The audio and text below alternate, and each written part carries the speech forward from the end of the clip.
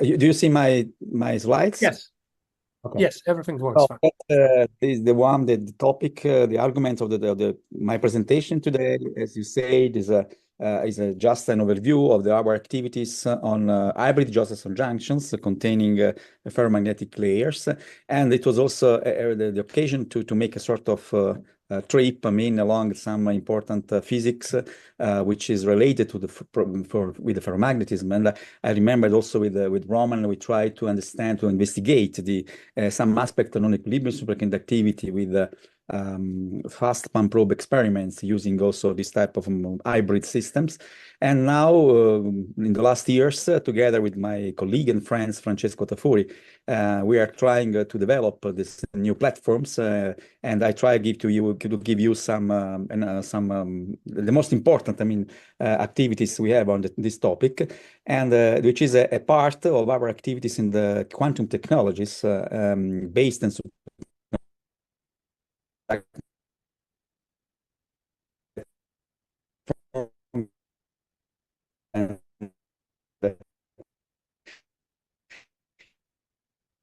the first slides of my presentation, important companies like SIC. I don't know if Oleg is connected now, but SIC is one of the companies we have that have also a site in Italy, in Naples in particular, with a very beautiful laboratory where they develop some aspects of their business plan, in terms of quantum activities, and also with other ones that I will show you in the next slides.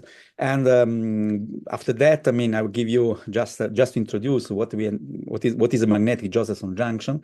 So how the degree of freedom of magnetism can play a role in these systems, but this is a history which is now almost 25 years. And but what is new from this point of view is the possibility to use this type of junctions also in the frame of quantum computing. Of course, there are many. It's a challenge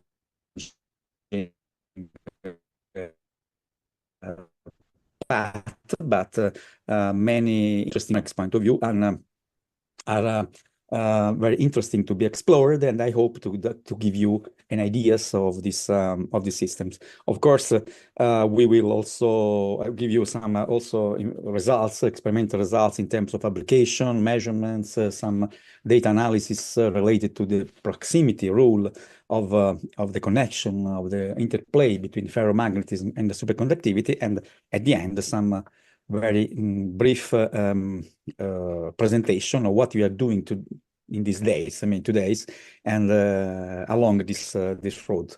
Okay, so that's the first slide. There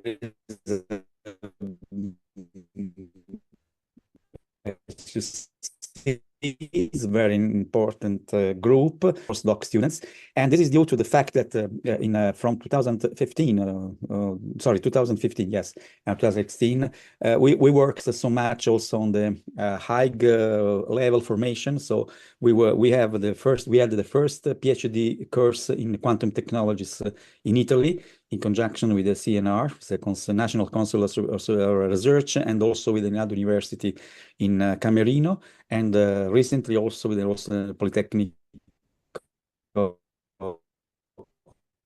Bari, another university. So it's an interesting brief list, as you see, some institute of CNR, and also from Quantware from the Netherlands. Alessandro Bruno is the CEO of this company. Of course, the SIC, Oleg, Marco, Luigi Di Palma, and so on. Probably many of you also knows.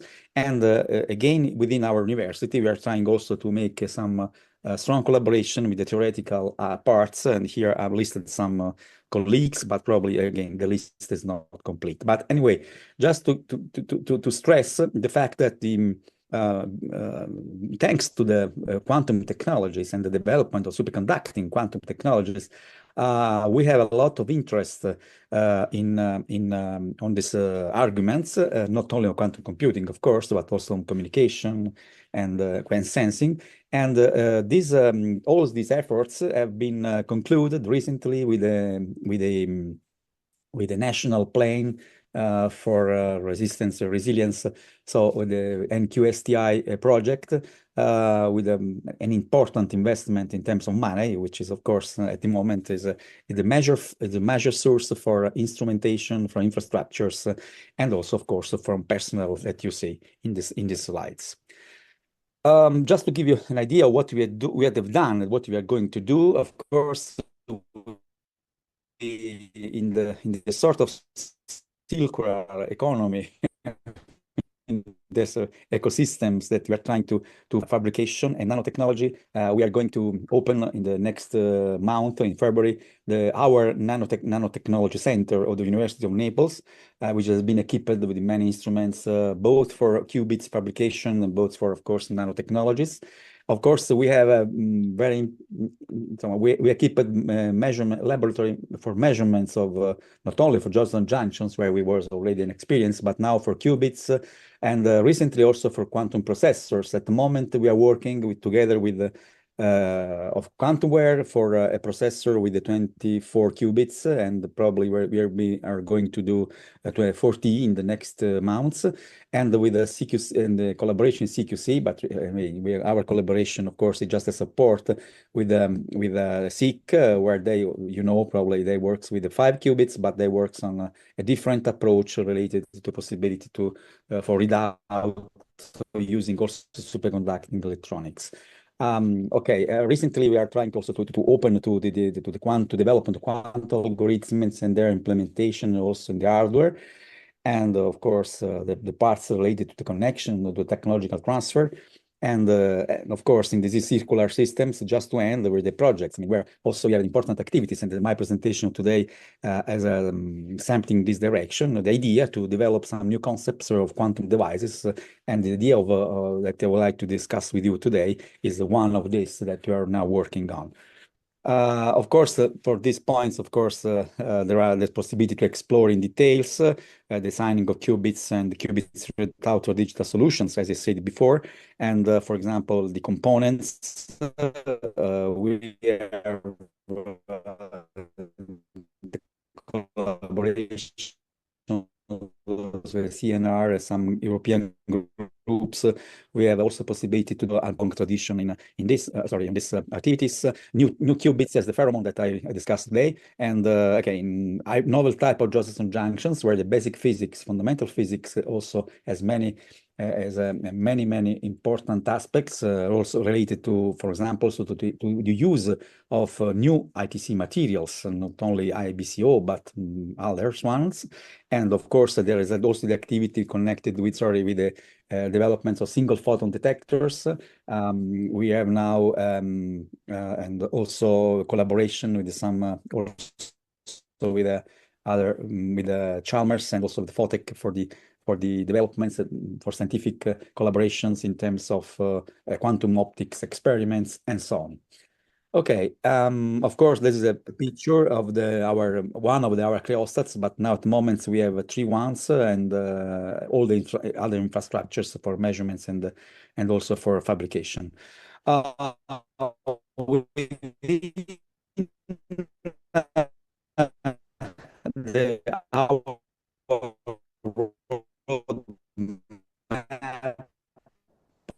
course,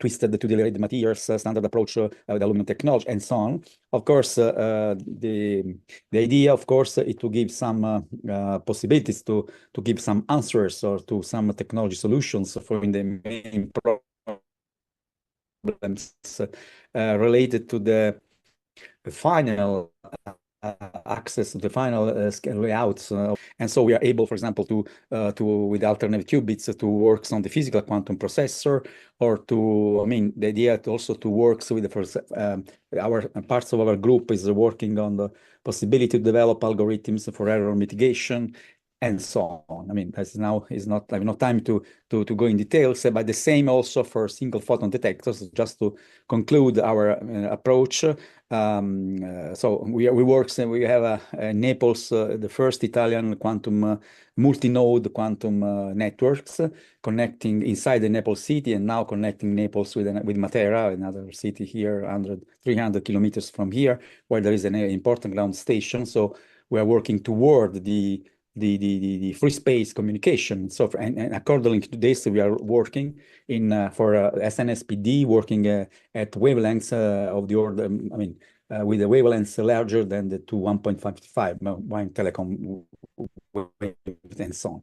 So that's more or less the general, very general and not detailed picture of our activities. And inside this, I mean, I tried now to give you some highlights about our activity of about quantum hybrid quantum bits and possibilities to make new electronics layers in the superconducting process. I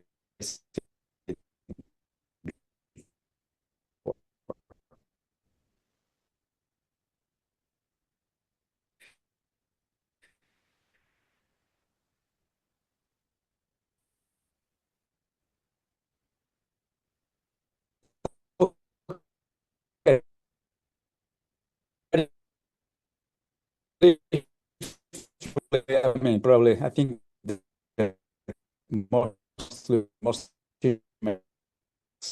the just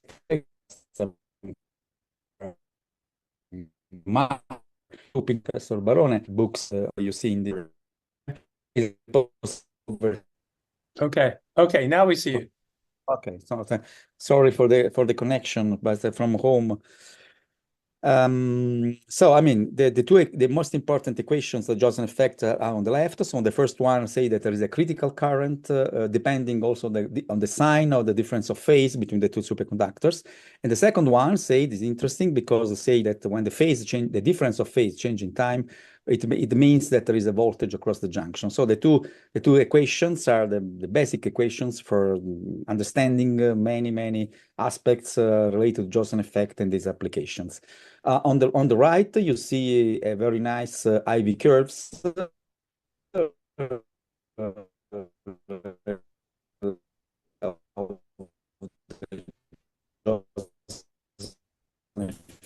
Effect in his theoretical. You see, I don't know. You see my arrows, and you see the critical current is this one, and this is a quasi-particle branch of the tunnel current, which is another history now, different from Josephson effect. I mean, so our efforts have been concentrated on the behavior of this current with respect temperature, respect application magnetic fields, and so on. Okay, so just okay.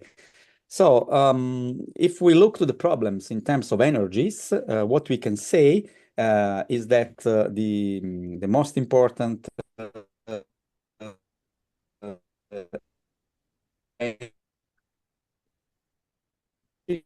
that we can identify in by looking to the system junctions. You see the capacitance is a sort. I mean, it is a sort of a capacitor, but it is when energy. So we can have different behaviors of different devices. In the next in the part now, I'm showing now charge qubits or phase qubits, or I mean flux and so on. And what we are doing now is try to make some attention to what is called the transmon, which is the one that is here on the left, on the bottom on the left here, and which is characterized by a ratio between the Josephson energy and the capacitance energy, which is larger than 1, and in some cases much larger than 1. So we can project and we can realize junctions and the architecture of the qubits in terms as in these schematics here, and we can in order to have the transmon, and from in the next slides I try to show you to discuss better with the meanings of transmon. So the idea is that we can act on the parameters of fabrication in order to, and also on the electronics, in order to realize such a condition that again that the energy junction Josephson energy is much larger than the capacitance energy. Okay, so if this is the frame, so the possibility to fabricate qubits using Josephson junctions, Now we try to understand that what is the history, of the magnetic Josephson junctions. Magnetic Josephson junctions, the first one, as the one that I showed you here, you see, is a overposition or superconductor, and then there is a ferromagnetic layers, and then again superconductor. The presence of the ferromagnetic layers, which between the two superconducting electrodes, of course, produce a change again in the superconducting order parameter. And according to the physics of the systems, what happens that while in the normal proximity effect, the proximity effect is when you make a normal layer in contact with the conducting layer. So in the traditional proximity effect, the order parameter decay in the normal layer in a monotonic way. Here you can see that there can be some oscillations of the order parameter inside the ferromagnetic layer, which is related to the effects of the exchange energy of the ferromagnetic layer in terms of phase on the moments of the motion of the wave part of the quasi-particles inside the systems, the Cooper pairs in this case. So what happens in this case when you have the position of the two order parameters in the ferromagnetic layer with these oscillating forms of the order parameter? There is the possibility that you can control the phase difference between the superconductors. And so, for example, you can have what people call the zero pi phase. So you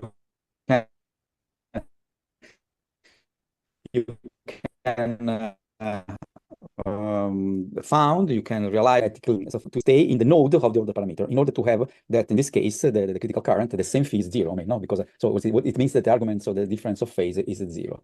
So this is a very, very brief and in a very simple way, the possibility that such a system, some of the first experiments that we published, and you see 2001, 2006. So as I said before, the history of the system is as a 25, more or less 24, 25 years.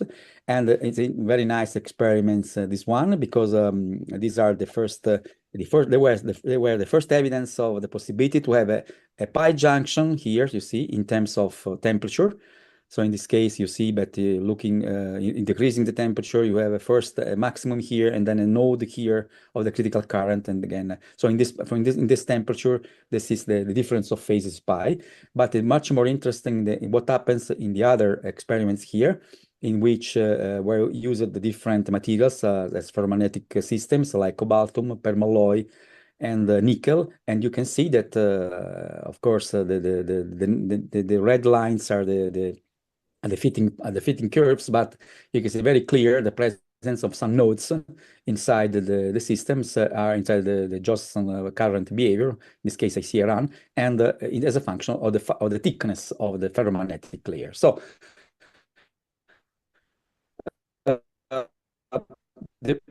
by controlling the ferromagnetic couplings, so exchange energy mostly of the materials, it's possible to realize electronics, in which you can control the phase difference of the systems, and in principle.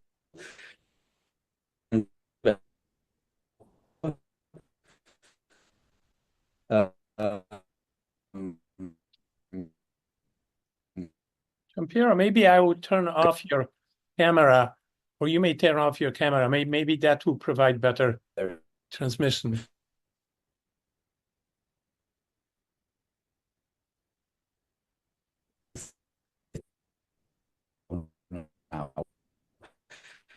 And of course, okay, I tried here. Well, we lost you. Yes. Maybe I didn't do it. Okay, now probably is you have recovered me. Okay. Yes. Okay, so what happens in these systems can be seen, for example, looking to the order parameter. But what is important, that's what happens at the interface between the superconductor and the ferromagnetic layer.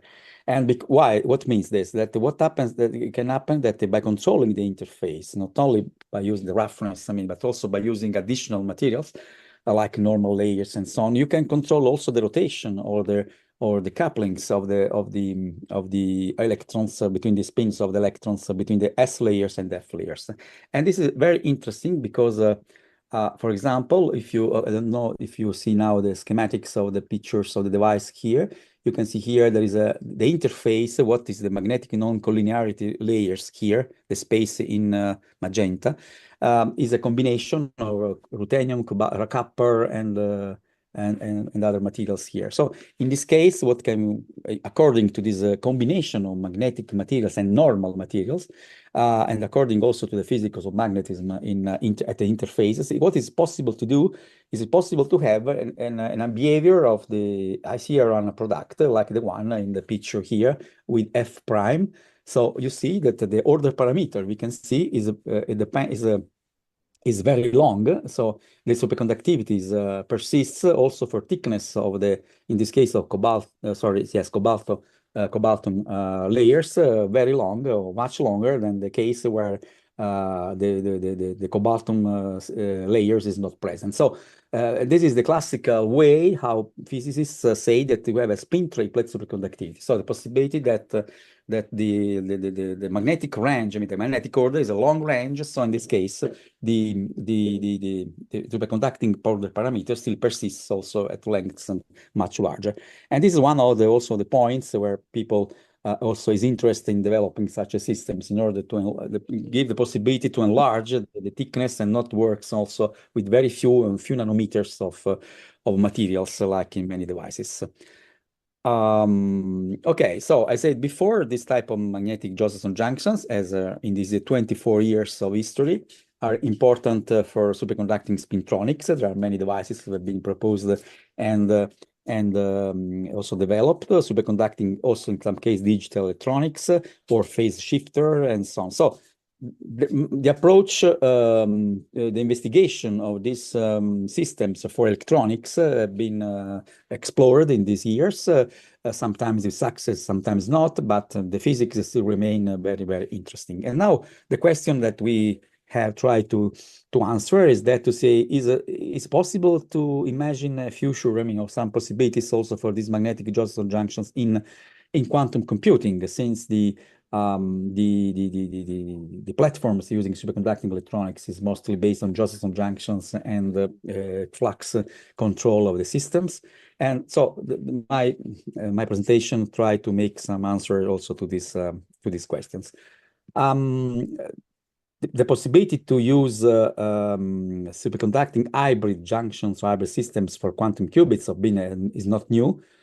Here, this is the gate model. I mean, the possibility to control the coupling in aluminum, graphene, aluminum SNS systems. In this case, the graphene has also the advantage of to give the possibility to have 2D materials, so 2D electron gases. So interesting for physics. So by applying in this case some gates, I mean some electrical field, it's possible to control the order couplings inside the graphene, so to control the energies. I mean the Josephson energy of the devices. In this case, again, try to go in the direction to control the physics of the qubits according to what I tried to explain at the beginning of my talk. So just to summarize the first part of the slides, why we choose Josephson junctions, magnetic Josephson junction for quantum computing, because I mean, it's framed inside the new devices. It offers a new degree of freedom related to magnetization of the ferromagnetic layers. And of course, I try to convince also on this is interesting because it can give you the possibility, the possibility to open to new quantum architectures in terms of quantum bits and related electronics. Okay, if we look, for example, to the picture on the right, and if we have the the spin-triplet superconductivity. So in this case, what is one of the effects that is very interesting that I try to explain better in the end, in the second part of the slides, is the one that you see pictured here. The possibility that you have two layers between the ferromagnetic and the inside superconductor, where you see here very easy this sketch, design top, is that all the electrons inside the in the central part of this device is you see all the electrons have the spin which is in the opposite direction. The magnetization is in the opposite direction with respect to what happens in the ferromagnetic layer.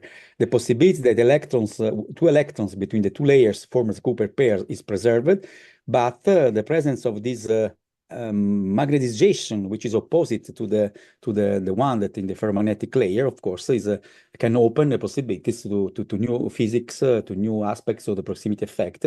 So, according to what I said at the beginning, in the top of the slides, it offers a new degree of freedom in terms of device. And try to explain this part here.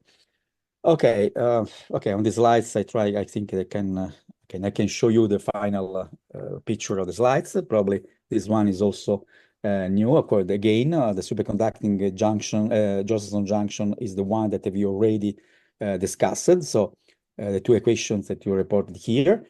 In the red frame, of course, there is a quantum mechanics of well-known arguments or well-known parts of quantum mechanics. So we have an oscillator, which is classical. So in this case, an inductance and capacitor. So we can we can apply quantization rules to the systems, and what happens that of course is symmetrical. The potential of the energy is a symmetrical parabol, and according to the important, the independent variable is the superconductor. And so you can see that the quantization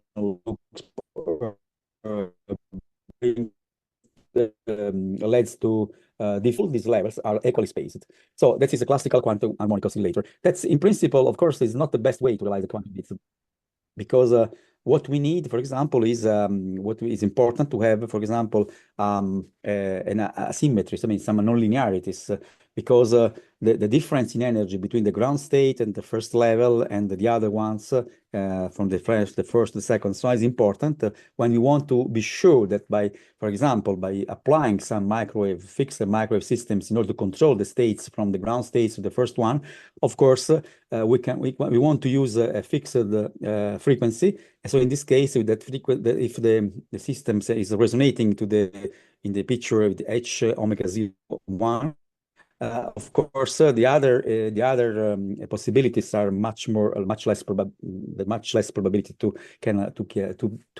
that the absorption can take place, and so the systems can excite in the highest level. So the nonlinearities of the energy can be obtained by using not a simple inductance like in the red schematics here, but a Josephson junction, which is characterized, as you said at the beginning, by an inductance, Josephson inductance, Josephson capacitance in this way, and the Hamiltonian of the systems is modified in the way that you showed here. So there is the parts related to the oscillators and the parts related to the Josephson energy, depending on the difference of phase of the systems.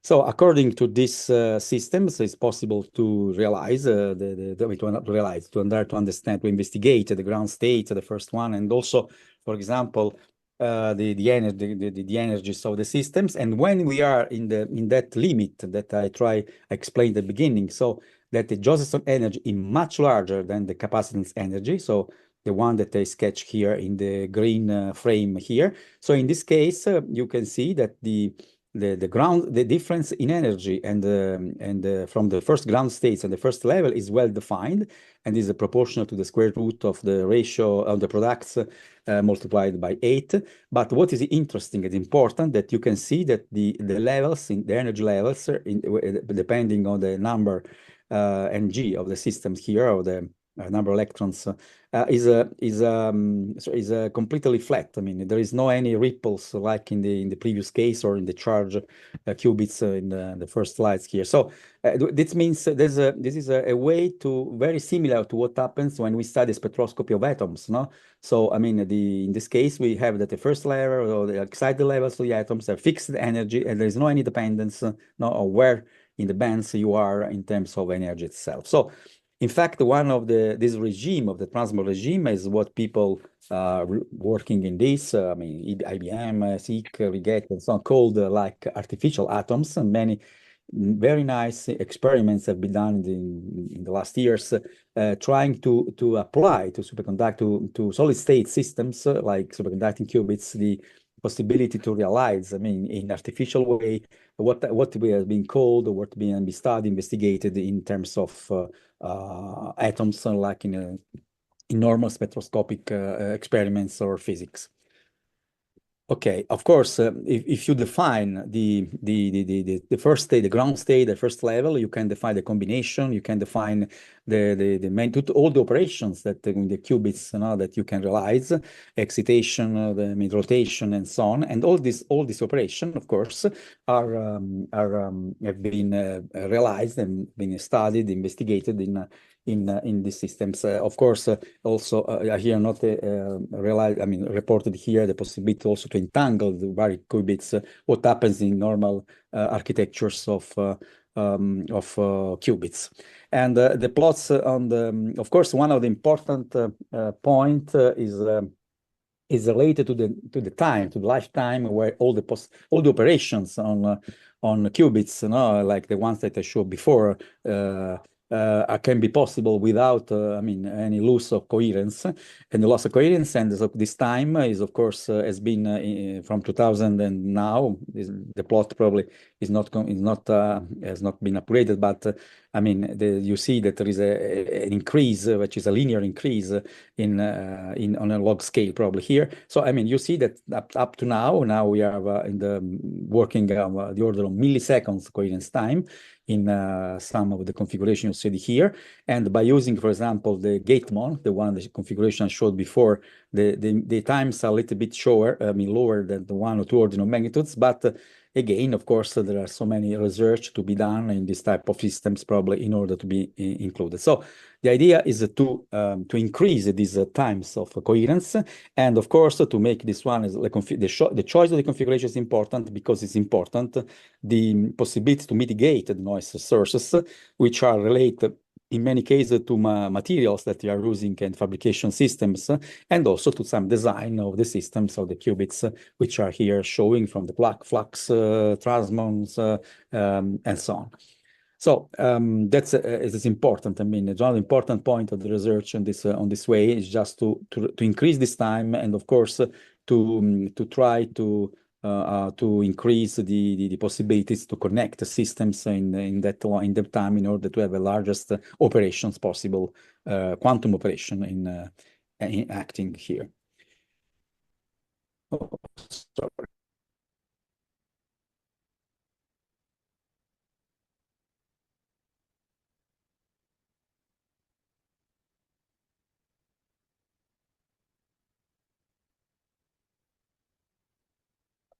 Well, we kind of lost you.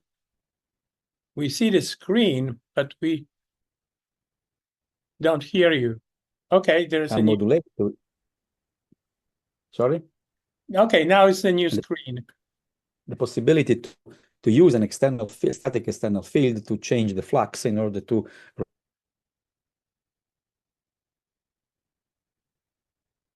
the phase of the systems and also the coupling of the systems, like in the in fact, when you use this configuration, the Hamilton before for the simple Josephson junction is a change. Josephson energy is normalized and is modulated by this cos and phi, which depends on the external flux. And this is the way that usually people use from transmon architecture in order to change. I mean, to Josephson energy with respect to the other ones in order to have a good transmon. Of course, the possibility to tune this energy here, also in terms of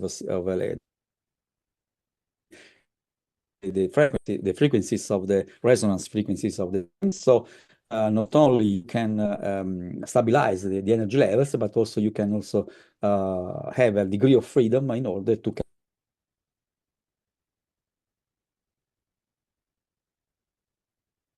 so the energy difference between the first between the ground state and the first excited states, so the 0 state and the 1 state of the qubits, or the one. So in this case, the possibilities to change. So that's important point in order to understand what I'm saying now.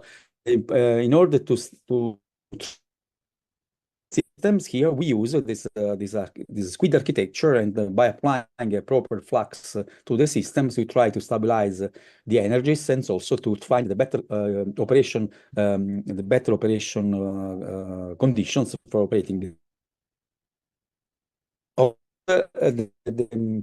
This architecture has an important max, of course, is noise. So the source for the coherence mostly here is really mostly, but only to the possibility to use, I mean, to the flux noise, which is also is acting on the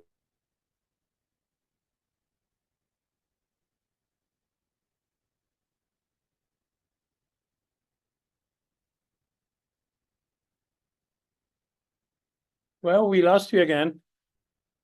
The slide shows up, but your voice stopped. Completely. Okay, so I mean, coming back to the Gatemon, I mean, the possibilities that you see here with the knob, I mean, of the magnetic fields applied to the flux, I mean, to control the systems. Of course, in this case, for example, in Gatemon, in this either hybrid superconducting qubits, has been given by for example, the possibility to use electrical field for modulate the proper physical properties of the two gates. The 2D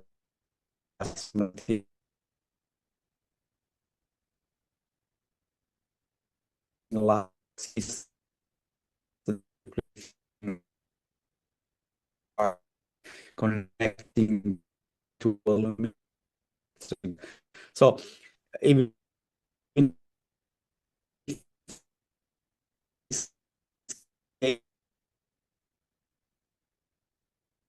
it's much higher system. Okay, so this was before, I mean, which remind us the possibility to make artificial atoms. So in the first levels, no, of the energy of the systems that we are describing, and of course in the configuration that we have in mind, by using a squid architecture, the control of the quality of the transmon is made by using by applying a particular magnetic fields, static fields, I mean, inside in the flux loop, in order to stabilize, by modulating it the Josephson energy, by the term cos phi e, where cos phi e is the flux, external flux applied. Similar case, I said here, is in the case of graphene. So what is a ferrotransmon? So a ferrotransmon is something like this one. So this is the architecture of qubits of a transmon. So similar to the ones I showed at the beginning in my plots. And the idea is this is the classical, the two junctions of the loop, which is the magnetic fields, the flux, I mean, applied here. And the idea is to change one of these two junctions by using one junction containing a ferromagnetic layers, or at the end, also probably just by making only one junction and not an architecture and not a squid systems here, by using a ferromagnetic layer. So we are changing the paradigms of the qubits by changing the architecture, and I try to convince you that there is a possible. And of course, there is a challenging problem. So we are not the final qubits still operating, but we have all the parts that you say that are ready for now the next steps to test the junction. So when you have a simple Josephson junction, the flux which is modulated by and gives the classical Fraunhofer pattern, as you see here in the right, is related to the possibility that the fields is entering inside a layer here is where you see here there is a sort of magnetic thickness, which is usually the sum of the London penetration depths of the two superconductors and also the thickness of the barrier, which is 1 nanometer or more or less. And the classic is the junction is in small limit. So the L dimension of the junction is much lower, much smaller than the Josephson penetration depth, which is another characteristic length of the systems. So you have a classical diffraction pattern, and sine x over x, I mean, is that like a sinc function. And this is, I mean, those people say in all the textbook of superconductivity. But when you include some ferromagnetic layer, like in the one on the left, in this case, of course, the flux, the magnetic flux is not only due to the external parts from mu0 HLDM, so exactly more or less similar to what happens in the other case, but you can see here there is an additional flux, which is produced by the presence of the magnetization of the F layers here. And if the systems, the magnetic systems, has some theoretical behavior, like the ones shown in the picture here on the right, on the left, you can see a classical, I mean, a magnetic curves, I mean, of theoretical parts of the systems. Of course, when you measure the Josephson current for positive and negative fields, I mean, applied, you can see there is a splitting of the two main peaks of the Josephson current, and of course, the modulation is changed. It's not Fraunhofer type, but it's very interesting to see that the the magnetic nature of the F layer is completely visible inside the Josephson behavior with respect to the applied magnetic fields. In fact, that is one of the interesting points that you can use a Josephson junction, for example, to make a sort of magnetometer. So you can, in principle, you can measure the magnetization of the F layer by investigating the behavior of the Josephson junctions, of the Josephson current behavior with respect to magnetic fields. But of course, this is simple parts of the problem. Imagine now that you apply the static fields, for example, 8 millitesla here, and you are in the maximum positive red current here, and in the terms of hysteresis, in terms of magnetization curve, you are, for example, here. So in the 8 millitesla and in the red line, so which is in the path for increasing fields. So what happens if you apply some fields? Now imagine that you apply, as you see here. Sorry for the sketch, but I show you the final one, which is better. Imagine that you apply a fields, for example, for a pulse of fields in the time tau, which can be, of course, depends on the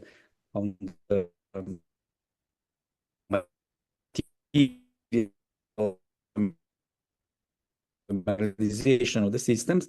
What happens that in case you apply if you look to the one, so when you come back, I mean, the sum of the peaks, but of course you have the same fields, static fields applied from external point of view, but of course on the returning parts of the magnetization, so you are in the low state of the system. So you realize, and of course here you see a simulation where you can apply not a single pulse, but a train of pulses.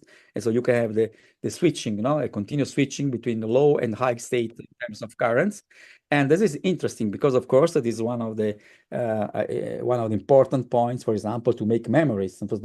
I mean, Oleg, I don't know if Oleg now is connected, but I mean, mostly operated in very interesting also papers also together in these experiments in some configuration that are now also the ones that they are trying now to use in the experiments for qubits. Of course, the possibility to use ferromagnetic layers, try to say that how to combine. So the presence in terms of Josephson junction of a magnetic layer, which gives mostly the possibility to have a good SFS system. So weak links by using a ferromagnetic layer as a coupler between two superconductors, like in SFS systems. with the possibility, with the request to have high Sirian products or good quality and theoretical shape in SAS junctions. That's the questions that we have at the beginning of our work, and the solution is okay, can be found. Okay, just to give another possibilities that is not can be not great success because the possibility, for example, to use a ferromagnetic insulator, so in terms of the barrier. But again, you can see here, we have some experiments with an gadolinium nitride, and you have some microscopic quantum evidence here at a low temperature, but the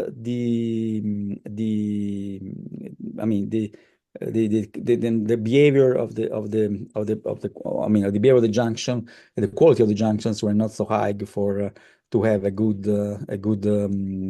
qubits architecture. Anyway, the answer is given by this type of architecture here. So the sequence now is superconducting first electrode, insulator, so usual, for example, aluminum oxide, like in the usual superconducting junctions, and another very thin superconducting layer, then the ferromagnetic layer, and then the wiring on the second superconducting electrode. So this sequence of materials gives the possibility to give an answer to our request to combine ferromagnetic properties with good superconducting junctions, the Josephson junctions qualities, and gives also the opportunities, as I show you, to use different magnetic materials in order to tune the best magnetic properties which are useful for fabricating qubits and so on. Okay, when we use this configuration, of course the flux, like I said before, can be now again a combination of the one which is applied by the external fields in the area of the junctions, and the other one related to the superconducting ferromagnetic, to the ferromagnetic magnetization. And what you have demonstrated also in this case, but not only, but we reproduce the paper from Russian group here, and also papers by Oleg and other co-authors in some years ago. And you can see this is important that you can see that all the junction have a quality are an CRNN, which is of the order of a millivolt, and the quality of the MJJ is not completely ideal in terms of IV curves. You see here is, but in terms of Josephson junctions and quasi-particle seems very good. It's not the quite quite ideal shape of the red lines. But what happens when you use the MJJ, which means the configuration here on the left, the behavior of the critical current with respect to the applied magnetic fields is the ones that I showed before. So I have the presence of hysteoretical behavior in the ferromagnetic layers produce the splitting of the two peaks of the Josephson current, so something very similar to a spin valve of the systems. And for example, in this case, it's very nice looking to the memory possibilities to use the zero state, like the maximum of the critical current of the Josephson current, and the one state, or vice versa here in at the same applied fields, but in the at the same fields, but in the lower green here it seems curved. So you can see that the difference in between two states is very large, and so in principle, from a memory point of view, can be quite interesting to be implemented. The areas of these memories are not the problem if we remain in the micron or tens microns square regime. The scalability was a problem in the sense that in these experiments was used as ferromagnetic materials, palladium iron, which is as weak ferromagnets. And one of the problems is that when you go to very small thickness, which are which are important for scalability of the systems in order to reduce both the volume of the ferromagnetic layer, of the junctions, and also the area of the junctions. So in that case, you can see that the Curie temperature of the system's scale goes to zero, or very, very small. And this is a problem because, of course, the magnetic properties of the materials are lower and weaker. And if you want to see, look to the pattern here. So if you want to have a splitting, you know, and of the of the pattern of the Josephson pattern with the 3 nanometers of palladium iron here, you have to apply the 1 Tesla of magnetic fields, which is a very large fields, of course, which have no any possibility for scaling. I mean, for using in electronics, as you imagine. So what we can have, what we can do. So again, we have to find some materials so I give the possibility to works at lower thickness by ensuring the possibilities to have the memory behavior of the critical currents, and by applying, of course, small fields. And the first idea, I mean, they were explored. This was were to use, for example, permalloy, which is a strong ferromagnet, very common, very common in the magnetic applications. And in the case here, you can see here that for example, our first characterization we have done of films, thin films of this material. And here the problem is that for permalloy is in the case of thin film, in the case of dots, for example, you have the same behavior in the right plots of the magnetization curve here. And there is a strong, I mean, a tendency to have, for example, to have a in-plane magnetization when you strongly reduce the thickness of the film. So these are many characteristics from a magnetic point of view. How to combine this with the Josephson systems? Okay, we developed a particular process, but it's a standard snap process for fabrication of junctions.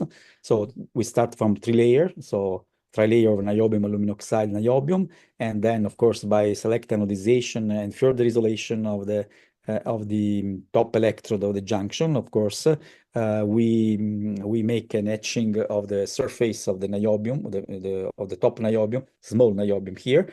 So, and then we deposit the ferromagnetic layer, in the case of permalloy, which is the red layer here, and the end, of course, the wiring, which is the second electrode, the superconducting electrode of the system. So the configuration is the one that I showed before. So S from the bottom to the top, insulator, S small, so small thickness, ferromagnetic, and S again.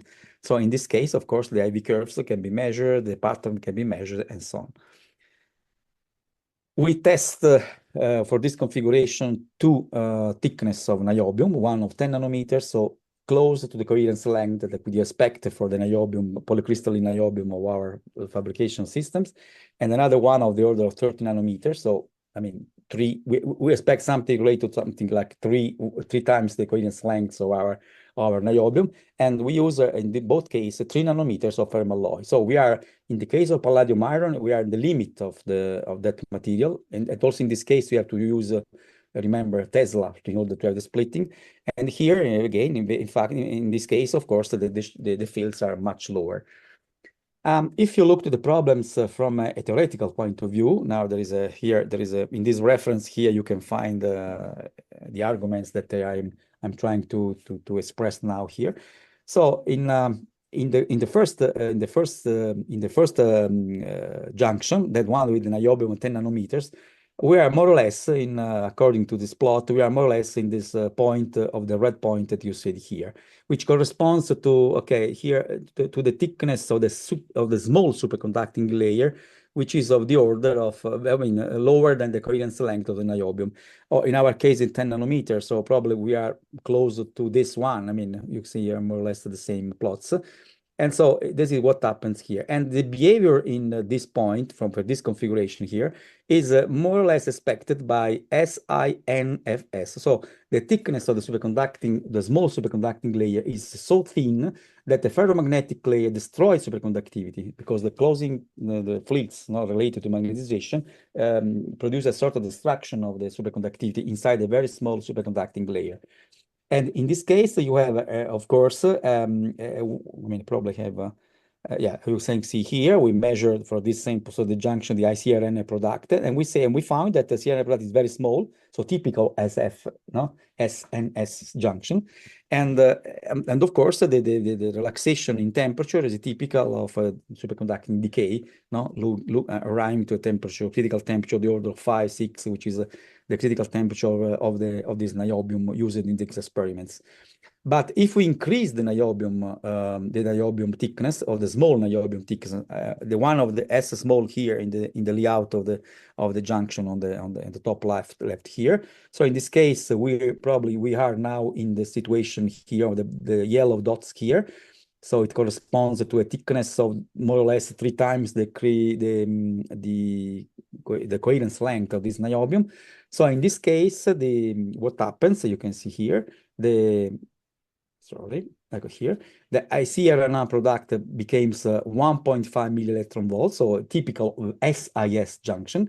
And the behavior, of course, is monotonic, I mean, decrease by increasing the temperature, but have some curvature, which is which gives I mean, the idea that the proximity effects is still acting, but the quality of the system, of the junction, is higher, as you can see also by the numbers. So it's possible to change the behavior, the general behavior, I mean, the predominance in the junction of the SFS junction or of the SIS junction in the same junction. That's an interesting point, by changing the thickness of in this case, of the small superconducting layers, but at the moment we have limited experiments by changing the materials, or the permalloy thickness. Also, we are making also now other experiments now.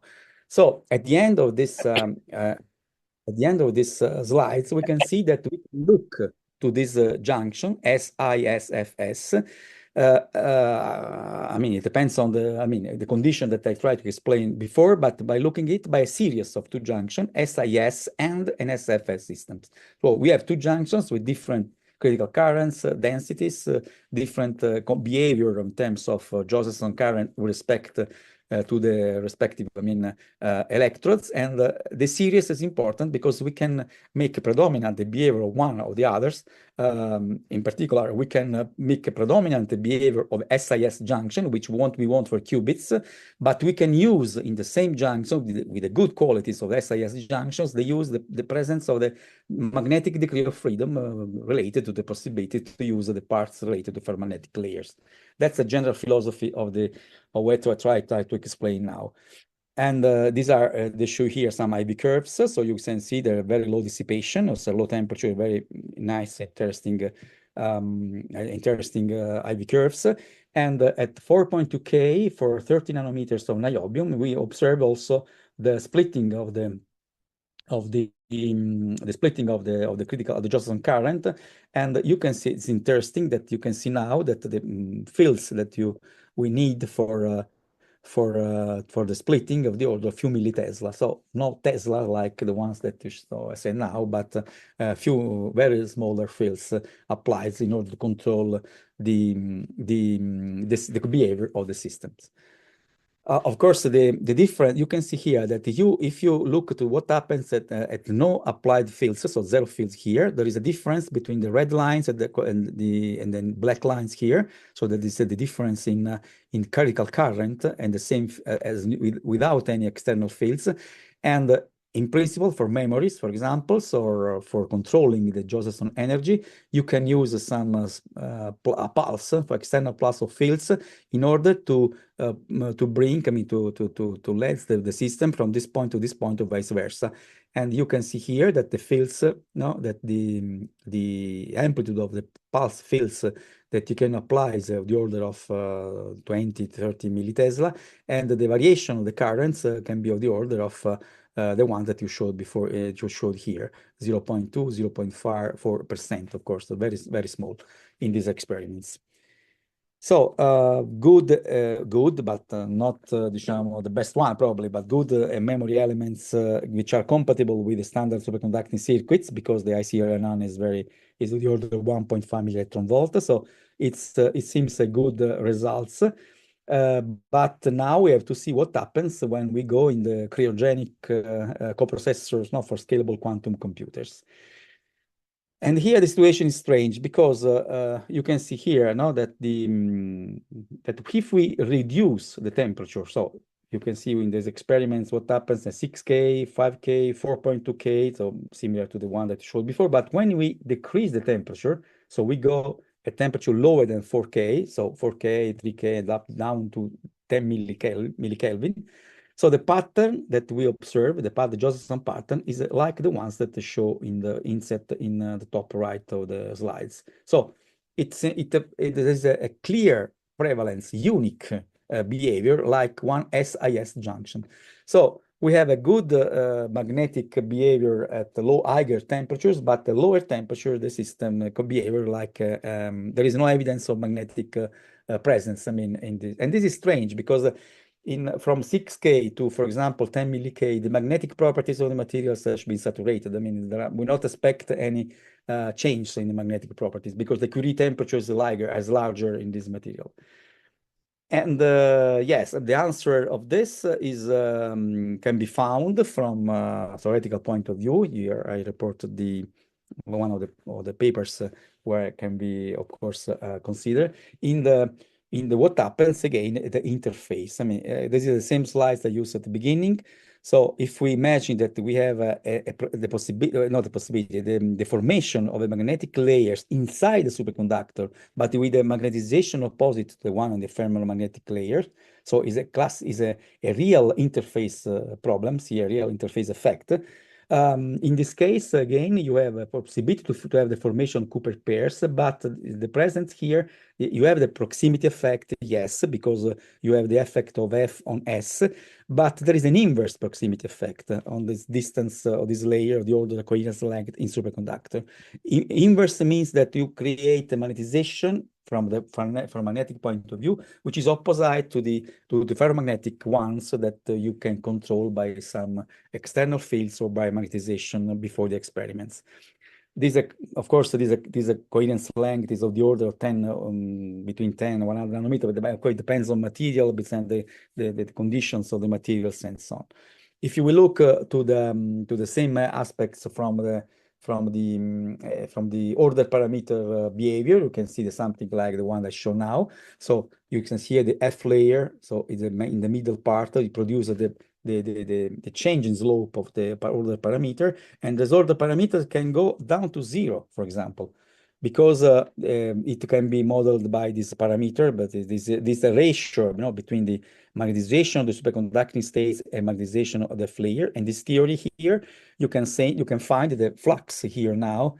I mean, when I say flux, I say the flux which is applied to the junctions in order to have the modulation depends from is similar to the previous expressions, but now we have the presence of this factor 1 minus gamma, where gamma depends on this ratio of the presence of the two inverse magnetization inside the layers.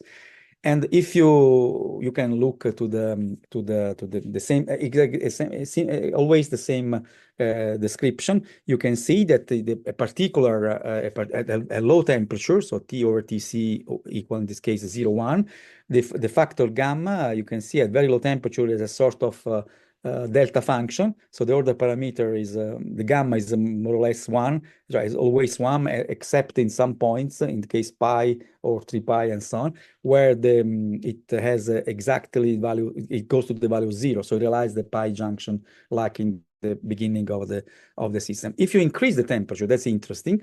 So the variation, of course, here, I mean, while in the very low temperature, you pass from a phase less than pi to a phase larger than pi in a very narrow region. So the fluctuations can, of course, cancel this point. So you have a sort of flat region with gamma equal 1.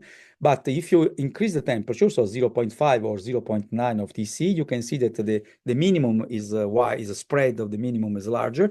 And so the change, from gamma, for example, 0.2 to gamma 0 takes place on a larger phase difference, which can be, of course, seen. It can be visible in the experiments. It is exactly what we expect in the theory. so we observe exactly respecting the theory. So for gamma equal 1, so the upper states of this plot, we have no shift, no, of the peaks, because the component of the magnetic, you can see here, the components of the magnetization is 0. Gamma equal 1 means that the second term in the flux is 0. So you have the classical Josephson junctions. But if you go in the larger temperature, the gamma is different than 1. And so this part can be present, and so you can observe the splitting of the Josephson pattern, because the magnetization now is acting on the systems. Another aspect that the theory predicts is the possibility to see when you are in the SISF junctions, you can have a broadening of the peak, which is observed also in our experiments, like the one that to show you. So these junctions are important because they give us the possibility to make memories, like as I tried to explain before, but also from a basic fundamental point of view is the possibility to investigate new effects in proximity between a superconductor and, in this case, a ferromagnetic systems, and with the possibility to investigate the inverse proximity effect. And of course, if we are able to investigate the inverse proximity effect, we are also the possibility to study the relation between the applied fields and, for example, the gradient of phases in the two junctions. Now, you remember that we are a series of two junctions. So we have an SFS junctions on the right and SIS junctions on the left, so which are characterized in principle by the difference of phase, phi and psi. So we can look to the systems like a series of two junctions, and the series, and you can see here the curves that we obtain. So for different radius of the junctions, we operate now with the circular geometries of the junctions, and you can see here that the quality of the junctions still remain more or less the same. So the measurement has been done at 10 milli-K. So we are in the cryogenic limits for qubits. We have a magnetic layer which is acting on the junctions, but in the IV curves, which is the one that is important for qubits operation, there is no detrimental effects, from this point of view. And looking for again to the same current between the two junctions, but of course, as I said before, looking to the fact that the density current for SF junctions is much larger than the one in the critical current, it's possible to isolate the phase, the small phase in the SFS junctions. To calculate again all the quantities of the flux. And what we do and what we found is exactly what we observe from an experimental point of view, because from the theories we can modeling and we can found the estimation of the gamma factor in our junction, and which you can see from this plot without any details, that in temperature larger than 4, the gamma factor is in the range from 1 to 0, or 0.3 or 0.2, and this means that the second part is present in the modulation of the Josephson current. Like in the very low temperature experiments, this modulation is not observed. And this is our explanation together with the Professor Volkov and colleagues of my groups. That we tried the explanation of these experiments we have done in these magnetic junctions up to now. We try also to compare with other experiments in literature. This is the plots. I look to the final picture of the slides. Our work is the points that you can see here in the red area here, very low temperature. On the axis, horizontal axis, these terms Xi, BF is a sort of Thouless energy, so it depends in the sort of energy related to the coupling in the SF systems. And in the very low temperature, so we are in the limit of gamma, you see the order of 1. But if we increase the temperature, of course, so we go in the points gamma equal. You can see we are in the yellow or more or less yellow parts, and this is the modulation of the critical pattern that I showed before. The points that you see on the straight line, on the horizontal lines here in the liquid million temperature are experimental points taken from literature for other experiments that here now have been not reported by, but just to see that it's a sort of, I mean, there is coherence, I mean, with other similar experiments. These experiments has not been done at a very low temperature before, so it's the first time that it's been done. So coming back to the idea of qubits, so we would like to make the substitution of the qubit, the squid architecture with the two junction, or if you want like a one junction, SIFIS junction to get here.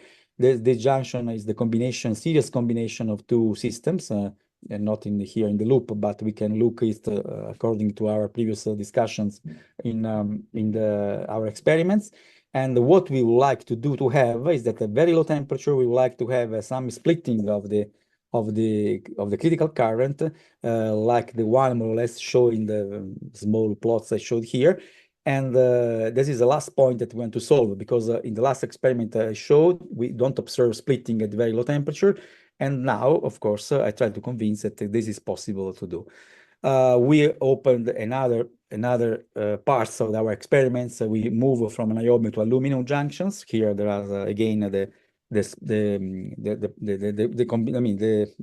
schematics of the layouts of the process for the fabrication of aluminum junctions, but without going details are in the reference I showed here. But you can see here the final response to our research, because again we have for aluminum junctions containing magnetic, in this case what was permalloy, also permalloy, the possibility that the Josephson junctions have very high quality. The resistance, the quasi-particle resistance region here is very high, so high quality junctions. But if you look to the pattern of the critical current at 10 milli-K now, so you can see that the splitting is still evident, and the fields that you needs to obtain the change, according to what I said before, is of the order of 1 millitesla. So we are in the possibility that we can apply some very easy fields on the chip and say to modulate or to change or to control the magnetic fields necessary to the electronics in this way. And we are very happy about this. But of course, on these junctions, we make also experiments concerning the Josephson fluctuations in order to see if there is some macroscopic quantum behavior of these junctions. Here you show you the distribution of the currents and the first analysis of these data. And there is no the qualities of the S junctions are not affected by the presence of ferromagnetic layers. And we produce also morphological analysis of the surface of the aluminum oxide before the deposition of the F-link. But at the end, anyway, this was the interesting results. Sorry, probably I skipped something. Okay, we measured also the Josephson energy. So we are 10 milli-K, we have the splitting of Josephson junction. We measure the Josephson energy, and we found that Josephson energy for this system, so between 40 and 98 macro electron volt, which is exactly the value which is compatible with the typical transmon architecture. So we are very we can see that we are ready for qubits. And of course, the integration of what everything I have explained up to now is I think it's very direct in terms of digital, and we hope also with the quantum circuits we are going to open. Actually, and I'm going to conclude. Actually, so the problem is how to control the very small fields on the junction. And together with the people from Quantware, we developed this three-dimensional bridge. Probably the same picture here can be very interesting. So there is a picture. There is a void. I'm sorry, I see the bridge. So the fields is a sort of piece of coil directly apply on the chip. And with this, we fabricate a junction like in the shore. You can see here in the picture on the small here on the small part on the bottom part of the frame. And by using this piece of coil, and the Josephson junction, we found a modulation or a test junction. You can see here that we can able to modulate the junction with this coil and with also the air bridge. So a coil from the external air bridge on the directly on chip, and the results in terms of the modulation is quite similar. So that is very nice, because in this case we can apply directly on the chip fields of the order of 1 millitesla, or more or less the same. So the ones that we want to use. Of course, not of course, I mean, another activity that we are trying to do is try again working on materials. And in fact, we are trying to dope the permalloy with the niobium. So in order to modulate the ferromagnetic properties, so the saturation fields, the coercitive fields of the systems, in order to have smaller cycles, no, in terms of magnetic moments. And you can see here the first results that we have produced just before Christmas time. And you can see it, for example, the black points that we can able to make a hysteresis curves, hysteresis cycle of the order of 5 millitesla in total, I mean, on the system. So all these points are we can consider these points, of course, all the preliminary steps that have been done in order to now to pass to the fabrication test of qubits. And in fact, we are working on the realization of the first junctions, so the first prototypes of qubits on ferrotrazomon according to all the things that I said before. And we hope to have the first results within a few weeks from now. Okay, that's the final things. Thank you very much. Okay. And so thank you for the very comprehensive presentation of magnetic properties of Josephson junctions and mixing tunneling phenomena and magnetic phenomena. Since we are really late, I may ask for just one question and some other questions. Audience is very much welcome to contact the author directly, the speaker directly. You have the email address, and you can also ask for clarifications in those moments where link didn't work that well. Yes. Anyone? Quick question. Run. Well, I don't see any hands. So thank you again, and thank you, Gianpero. Once again, if you have any questions you would like to talk with the speaker, please contact him. And thank you for your presentation. And I'm sorry for some technical difficulties. Well, today, Atlantic Ocean showed up being really wide. And that's what resulted in our technical difficulties. Thank you so much.